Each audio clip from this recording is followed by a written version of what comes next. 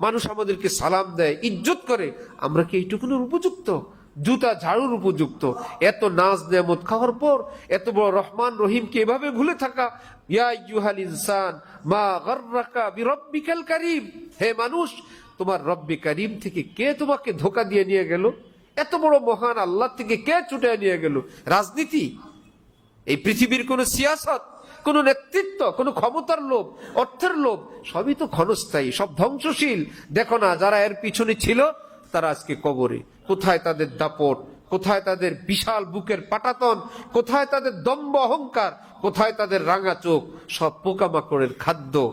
আজকে কঙ্কাল ছাড়া তাদের কবরে কিছুই বাকি নাই, সে আওয়াজটুকুন নাই। সে তাদের পথে তুমি ধরলা, অথচ প্রতি রাকাতেই তুমি পড়ো গায়রিল মাগদুবি আলাইহিম ওয়ালাদ-দাল্লিন। আয় আল্লাহ, যাদের উপর গজব পড়ছে, পথহারা যারা হয়েছে, আমি যেন সেই পথের পথিক না হই। আল্লাহ, আমি যেন সেই গ্রুপের সদস্য না হই। গায়রিল মাগদুবি আলাইহিম ওয়ালাদ-দাল্লিন। এর আগেই বলো ইহদিনাস সিরাতাল মুস্তাকিম সিরাতাল্লাযীনা আনআমতা আলাইহিম। আল্লাহ, আমি সিরাত মুস্তাকিম চাই, আপনার নবীর পথ চাই, নবীর নায়েব ওলামাদের পথ চাই। আল্লাহ, আমাদেরকে আলেমদের সাথে রাখেন। প্রতি রাকাতে বলো আলেমদের সাথে রাখেন, প্রতি রাকাতে বলো আল্লাহ জালিমদের সাথে রাখেন না, অথচ জীবন জালিমের সঙ্গে।